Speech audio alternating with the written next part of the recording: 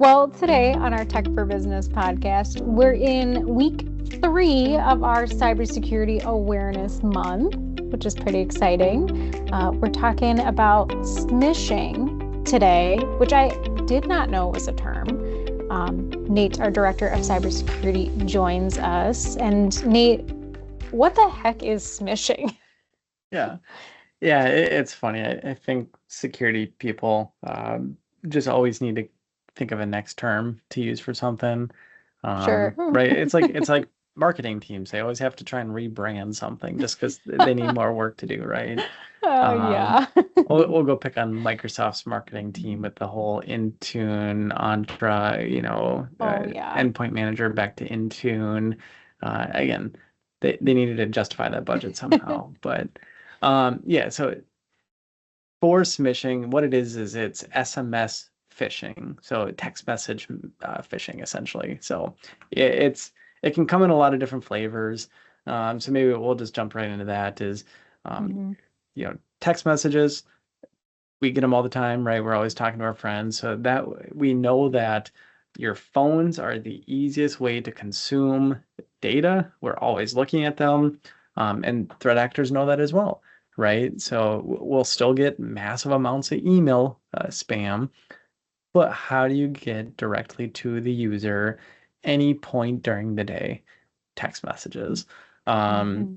and so you've probably seen this many times in the past is, hey, your package has been delivered. Click the link or it's been shipped, right? Click the link to see the tracking status.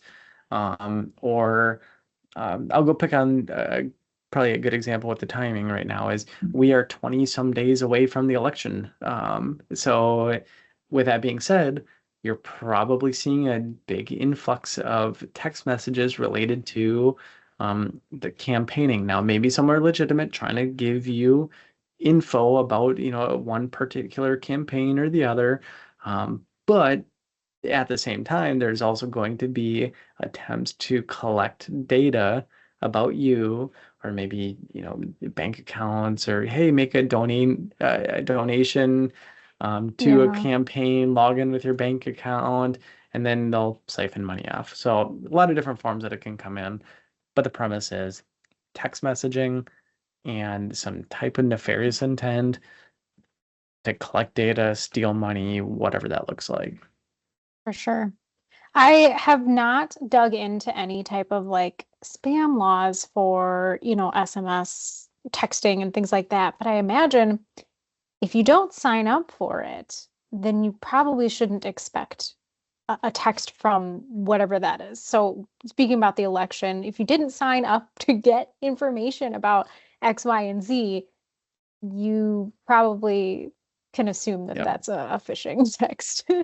Yeah. I'm not a lawyer, first Yes. and foremost, so I'm not going to pull out specific laws, but I do know that the US government is trying to crack down on a lot of this.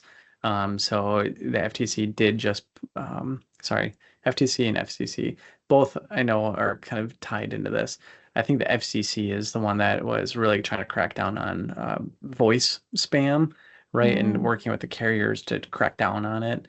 And then there's also the FTC, which is where you can report some of this, which I we'll get to in a little bit. But for um, sure. in general, yes, you should not be receiving spam Yes. So, yeah, I guess why does it work? because people are easily fooled, and we do the same things. We are just humans, or creatures of habit, right? Is we just fall into the same patterns. I think maybe on a different one we just talked about bad passwords, and right, it's the Hmm. the top 100 passwords are the same bad passwords that we've picked for a decade. No matter what we do and how much we educate, we still do the same things. Because at the core of us, we are still the same type of human. There's underlying, circuitry in our head that just makes us work the way that we do. And unfortunately, we are susceptible to deception.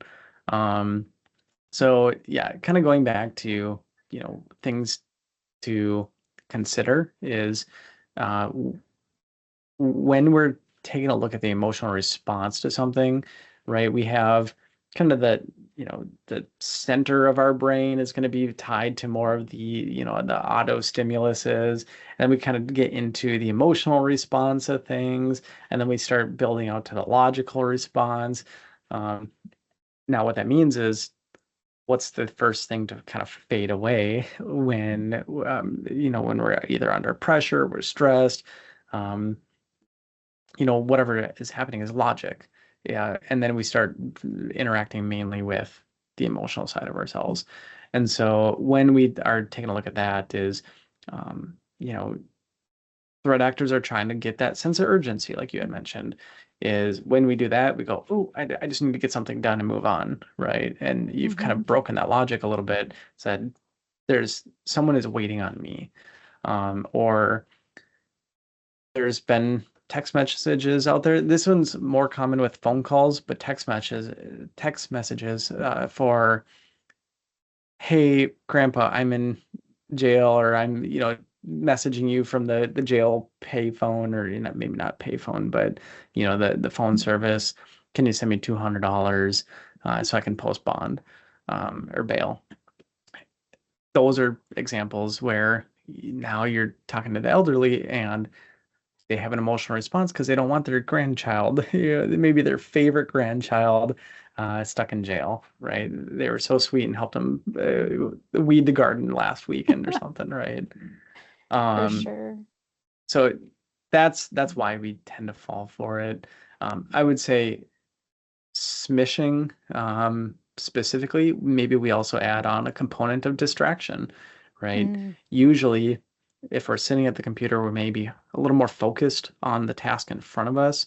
Um, we know that we do bounce from time to time, but when you're on your phone, you're probably moving around. You're probably, um, like me, have young kids screaming in your ear, wanting you to play in a sand pit. You're just trying to move on to the next thing at the time. So, when yeah, lots of stuff is going on, it's harder to stay focused, stay vigilant. Um, that's why text messaging is often so successful. definitely. And I think there's a little bit of like culturally, at least, you know, I remember back when it was so easy to call the wrong number or text the wrong number, like that just happening was kind of normal. So I think riding a little bit of that wave of um, what we're used to and having those, oops, it's the wrong number, but who did I contact? Tell me about Hmm. yourself. Give me that information. You know, is different than when we're at our email and we're kind of ready for it. You know, we've been trained Yeah. what to look for. So let's talk a little bit about specifically the smishing, these text messages, and what we should be looking for. Yeah. One of the first ones going to be look at the phone number, right? If it's not in your Yeah. contact list, maybe don't, give it a second thought. We do receive text messages, and this is going to depend based off of your, profession. I know, um, my dad works in a customer facing role where he's always having to text and call customers' personal lines, and it's always a new one. He works when houses are caught on fire and has to get them rebuilt. Ideally, you don't have repeat customers if your house lit on fire, right? So he's always interfacing with new customers, so it's hard for him. But if you, in general, are receiving a text message and they are not in your contact list, give it a second pause, right? Hmm. First and foremost. Um, this isn't perfect. It is possible to spoof phone numbers. Hmm. And so take everything with a little bit of a grain of salt. We can touch on that in a little bit. But the other thing is listen, or sorry, look at the tone of the message as well. So similar to what we were talking about earlier, is the emotional response. Is this prompting you for urgent action? Is it threatening language? Right? Is someone saying, I'm going to do something to you if you don't listen to me, right? Again, triggering those emotional responses. We know that. Um, the other things are going to be requests for personal information. So if you know that there's someone that's asking for bank account info, you know, Hmm. is your address this, right? Don't give it up, right? Especially over a text message. Just pick up the phone and call someone if you really need. All your text messages are technically not encrypted, so anyone can really get a copy of those. The links and attachments, this is the biggest one, is Mm-hmm. when you are texting someone, similar to like an email, somehow they need to either get info from you or have you do something, right? Just getting a simple text message isn't going to, trigger some type of action. Most of the time there's a link, right? Is your click here to track your, package delivery. Click here to see the latest credit card alert on your Mm-hmm. account. They're always trying to bring you to the next step. So that way you can either log into an account or whatever it looks like. So if you're getting a link from a strange resource, just don't click it. Mm-hmm. Maybe Google the link first to see, if others have reported it as malicious. And then the other one would be, is something too good to be true? There's the common saying, if it seems too good to be true, it's probably not true, right? Yeah, for So sure. click And we kind here. of, Well, I'll give you $100 of gift cards. So yeah. I was going to say, in there, you kind of mentioned that first step of just slowing down and stopping, like taking a breath, um, really looking at it and evaluating and just going a little bit slower is so important. So, what else can we do to sort of evaluate or protect ourselves on our phones? yeah, always be skeptical. I Security people are skeptical by nature. I don't really trust a whole lot of people. So yeah, if something is absolutely critical, someone will call you. Um, and then the other one would be verifying the source. So again, if it's from a strange unknown number, just again, maybe just let it go, right? But if it appears to be coming from a family friend, again, just call them, right? Don't give up Yeah. the info over a text message. Hey, Ariel, did you intend to text me this? It seemed Hmm. odd. And if they say yes, great, then continue the conversation. I was going to Um, say, I had a family member who got a phone call from their like public utilities, which seems like really scary because something was wrong with the bill or something was going on. And they said, okay, I'll call you back. And if it's them, they will not be angry about that. They will probably say, great, I will talk to you in a little bit and then go somewhere else to find the correct number. I would not like redial, yep, um, yep. find their number on the correct public site, call them back and see if it was them. That's something super simple and easy to do. And again, they will not be mad if you take those steps. Yeah, well, yeah, and it's funny because you said they'll not be mad, but you know who will be mad? The person on the other line if it's a threat actor. Yes. So yeah, we see that all the time.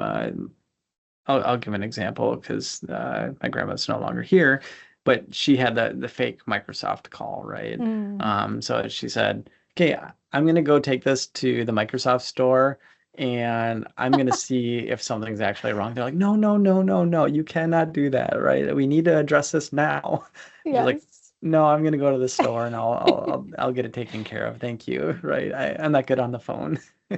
But yeah, the store will not be mad, but the other person on the line, when you try and do the right thing, they will instantly, elevate again to try and get that emotional response from you again. So, Yes, for sure. Yes, so that verify and then like you mentioned, not clicking or downloading attachments. yep, yep. And then another little easy tip and trick is you can report this to your cell phone providers. So you can always send it to, I think it's 7726. And that is a number that is designated for reporting spam to your cell phone provider.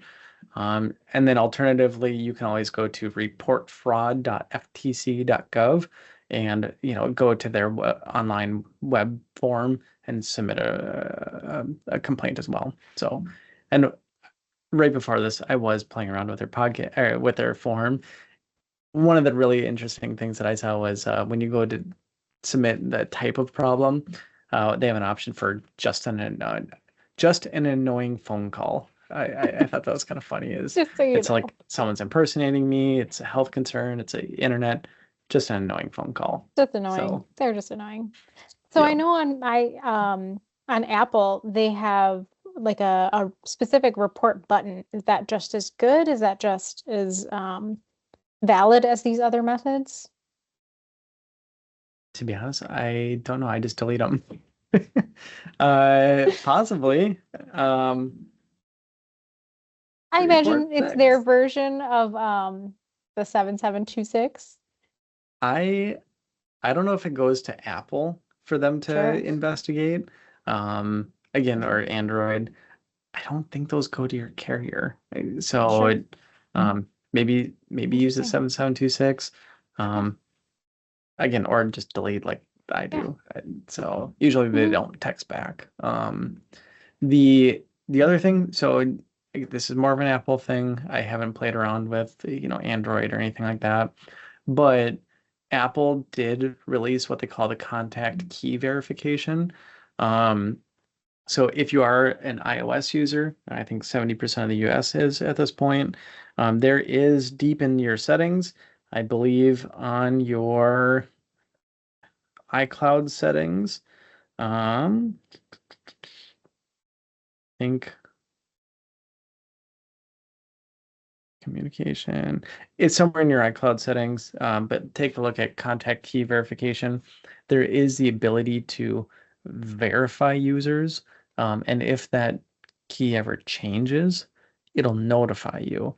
So I know that I have set this up with my spouse to where, every once in a while you do actually need to communicate some sensitive info. And so what we've done is we've set that up. It gives a little check mark. It's similar to the old Twitter blue check mark, or, X is maybe if they still have it on X. But usually there's some type of verification saying this person is who they intend to be. Hmm. You can do that on text messages as well in iMessage. Um, Similar, I also use things like Signal for certain individuals to be able to communicate, and it'll have a secret PIN. And when something changes, it notifies you when that key has changed. So you know that you're always talking to the right person, and it hasn't been intercepted at all. So Interesting. Interesting. Are there like is that Signal or are there like free options to that? Or is that a paid for Signal is service? free. Nice. So it's an encrypted messaging platform. It works across different platforms. So if you're trying to message Android user and you're on an iOS, you can still have full encrypted messaging between people.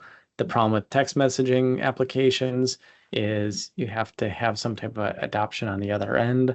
So again, a lot of security people tend to hang out on Signal for the encrypted nature of it. But things like family, Yeah, um, you can use iMessage as well. But sure. and then Google is whatever flavor of communication app they decide to spin up and kill. So every Nice. every other year there's a new one. So Yeah. So we've talked about kind of the basic things you can do, but you know, mentioning Signal, or I know in the past we've talked about MFA. What are kind of mhm. those little bit deeper dive steps we can take to protect ourselves? Yeah, protecting ourselves kind of from ourselves, right? Is set up multi-factor. I've said it many times in the past, but I have sunglasses that say multi-factor everything on it. At some point, I'll actually show them off on the camera. But uh, again, even if you have a lack of judgment at the time, you give up your username and password, they don't have your multi-factor, right? And Hmm. so uh, make sure that you have multi-factor and set up on everything that's critical, especially the two most important accounts, anywhere where your finances are and your email. Email is the big one that if they ever get into there, they can initiate password resets for other websites. and start resetting passwords because they have access to your email. So make sure you have that set up. Um, checking your accounts. So getting back to the finances is, do you know what you're spending? And if you do see a fraudulent charge, can you identify it? Um, I'm not going to be the financial planner. A lot of people don't know every transaction that goes through. There's a lot of great resources out there to keep track of it. One of my favorite features when it comes to keeping track of, money that's being spent on the accounts are, your credit card and banks. They always, or sorry, almost always have the ability to send a text message or an Hmm. email anytime that there's a transaction that exceeds a certain amount. Um, 90% of the time it's to see uh, all the things that my wife is purchasing on Amazon. But, if there was ever a fraudulent charge, I would get notified and said, hey, Hmm. this exceeded this dollar threshold. Um, so that's how you can identify things very quickly after they happen. Um, the one probably the flags that I would keep an eye on is small transactions. So Hmm. often to test a credit card before it's actually used for something is they'll make a small like $1, $2, $3 transaction somewhere to validate that the card is active and then it has funds. And then from there, they'll use it for a larger purchase. My favorite was seeing a $3,000 Amazon purchase for trampolines, two different trampolines. I don't know why. But it started off with a small transaction, and then someone really wanted their own uh, jump house or something. But Weird. What a weird thing to buy, I guess. I mean, yeah, why not buy like Bitcoin or yeah. something else? Someone wanted two trampolines. So um, other than that, sorry, that little tangent there. Um, and then just continuing to educate others, right? Is Yeah.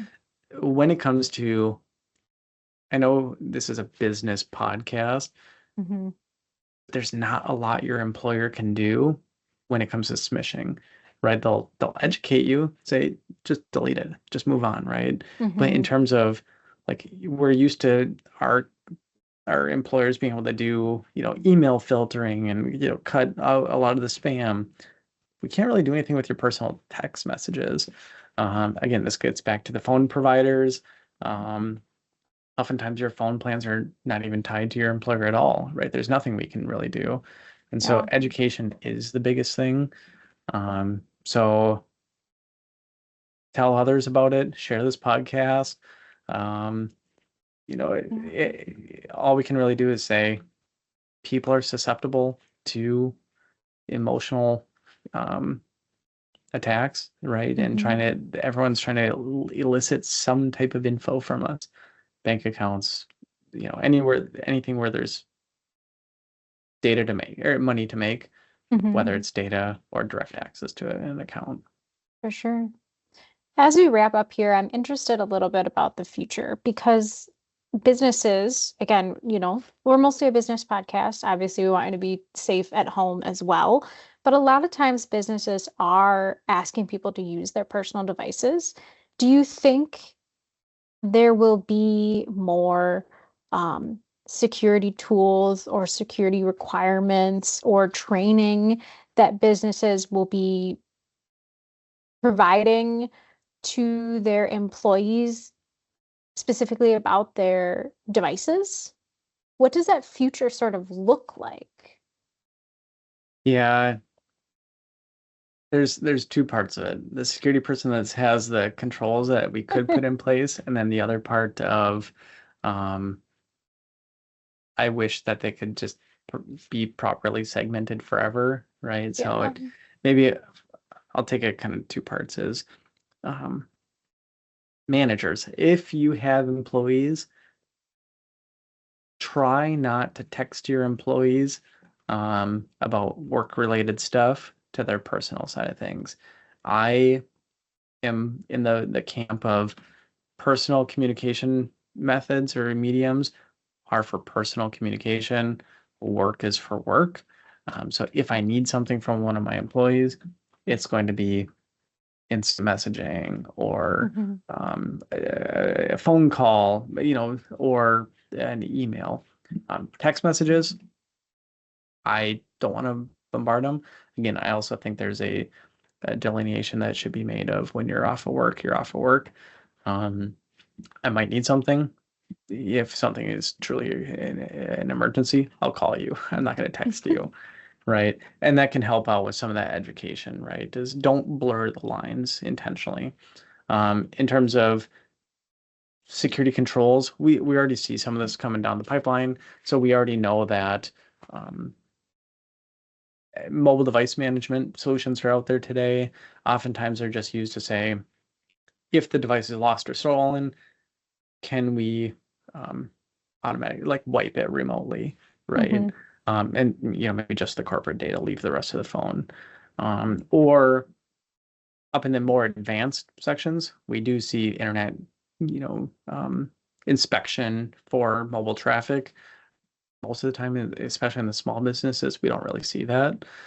But there are tools out there that can do that for mobile. Um, so, and then text messages and everything like that. Again, then we start crossing into privacy concerns about, can Right. you read all my text messages and see my Yeah. photos and everything like that. So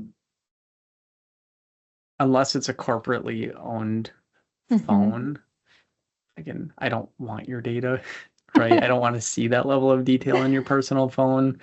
Um, I'd rather just, again, focus on the corporate data and what I Right. can do with that and leave personal off to the side. So, For sure.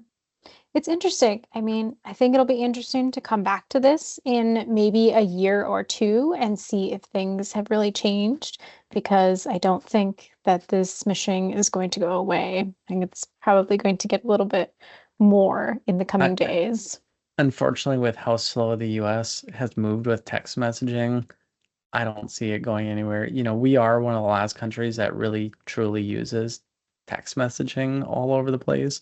Um, if you look at most countries, they're using online messenger applications that provide far richer experiences. So there's the Telegrams, the Signals, the WhatsApp, right? And so the US is truly a laggard when it comes to our text messaging, and the US government has been hounding the other agencies about better protecting it, phone calls and Hmm. text messaging and combating spam. And um, I won't get into all the politics of spam at the moment, but yes, if we're to go talk about the future, I think what we'll see is a far richer um, experience in the blending of online services and getting away from kind of antiquated SMS texting. So Yeah, for sure. Well, thanks so much for joining us, Nate. yeah, thank you. If you enjoyed this topic, please let us know.